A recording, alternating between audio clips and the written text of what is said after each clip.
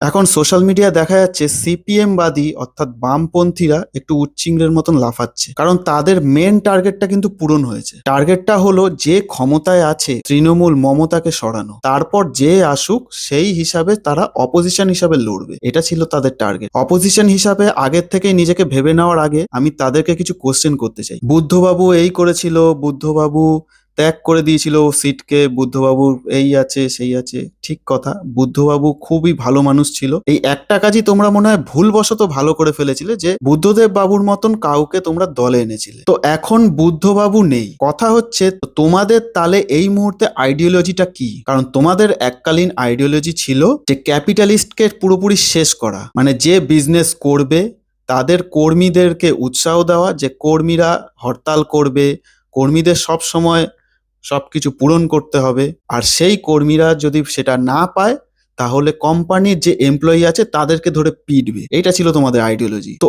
এখনকার কিছু ইউথকে নিয়ে, যারা হয়তো হিস্ট্রি ভালো করে জানেও না, তাদেরকে নিয়ে তোমরা যে এই যে উড়ছো, তো তোমরা আগে মানুষকে এই জবাবটা দাও যে তোমাদের এই মুহূর্তে সেই আইডিওলজিটা কি চলে গেছে না এখনো আছে? তোমাদের ফিউচার প্ল্যানটা কি? তোমরা কি হিসাবে আবার দল গড়তে চাইছো? তোমাদের কি সেই একই জিনিস আছে, হরতাল কালচার? কিছু হলেই রাস্তায় হরতাল তৈরি করা, রাস্তার জাম করা, বিরোধ করা, অবরোধ করা। তোমরা 34 বছরে যেটা করেছো, বিশেষ করে নকশাল মুভমেন্টকে একদম প্রায়োরিটি দিয়েছো, তো তোমরা ফিউচারে কোন আদর্শ নিয়ে চলছো? তোমাদের সেই সব পুরনো কীর্তি তোমরা কি মানছো যে সেই সব ভুল ছিল, সেই সব বাংলার জন্য ভালো না, বাংলা পিছনে তার জন্য চলে গেছে, সেই সব ইন ফিউচারে তোমরা আনবে না, তোমরা অন্য জিনিস নিয়ে চলবে?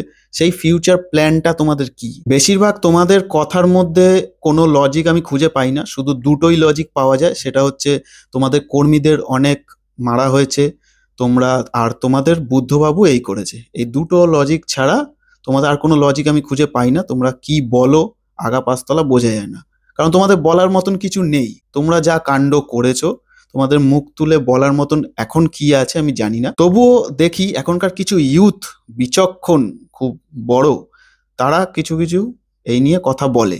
কথার মধ্যে মানে বেশিরভাগ তৃণমূলকে ব্লেমই থাকে, তারপর মাঝখান দিয়ে টুক করে একটু নিজেদের পার্টির হালকা বলে দেওয়া, কারণ সেরম ভাবে বলার মতন কিছু তোমাদের নেই। তোমরা নিজেরাও জানো না যে তোমরা অ্যাকচুয়ালি এখন কোন আইডিওলজিতে আছো। আমার মনে হয় তোমরা আগে সেটা নিজেরা আইডেন্টিফাই করো, কারণ পুরনো যা যা আইডিওলজি তোমাদের ছিল, তোমরা যদি সেই নিয়ে চলো, তো এখন যা জিডিপি আছে, তৃণমূল যা করেছে তার থেকেও পিছনে চলে যাবে বাংলা। আর সেই সব পুরনো আইডিওলজিতে তোমরা নিজেদের পায়েই কুড়োল মেরেছো, সেই সব কারণেই তোমরা আজকে নেই। তোমরা তবুও সেই সবকে ঢেকে, যে ভুল করেছে বা কিছু, সেই সবকে ঢেকে তোমরা কি ছিলে একটু আধটু ভালো সেই নিয়ে বড় করে কথা বলো। এখনকার সোশ্যাল মিডিয়ার জগতে ছেলেমেয়েরা অনেক স্মার্ট।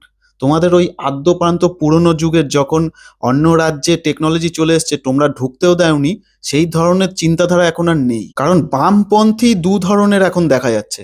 এক তো চীন রাশিয়ায় যে বামপন্থী, সেই পন্থী আলাদা। তোমরা নিজেদেরকে বলেছিলে আমরা চীনের যেরকম বামপন্থায় বিশ্বাসী, সেই রকম ভাবে আমরা পন্থায় যাব, কিন্তু পরে দেখা গেছে তোমরা সেই বামপন্থী না, তোমরা একটা নিজেদের ইন্ডিয়ান ভার্সনের বামপন্থা তৈরি করেছো, যেটায় চীনের মতন তো এগোতে পারেনি, উল্টে মানুষকে আরো নিচে নামিয়ে নিয়ে এসছো। চীন যে বামপন্থার থেকে আজকে এত বড় দেশ হয়েছে, এত ডেভেলপ করেছে, কারণ তাদের মধ্যে কিছু ক্লজ ছিল, কিছু রুলস ছিল, আর কিছু ন্যাশনের প্রতি মানে আত্মত্যাগ ছিল।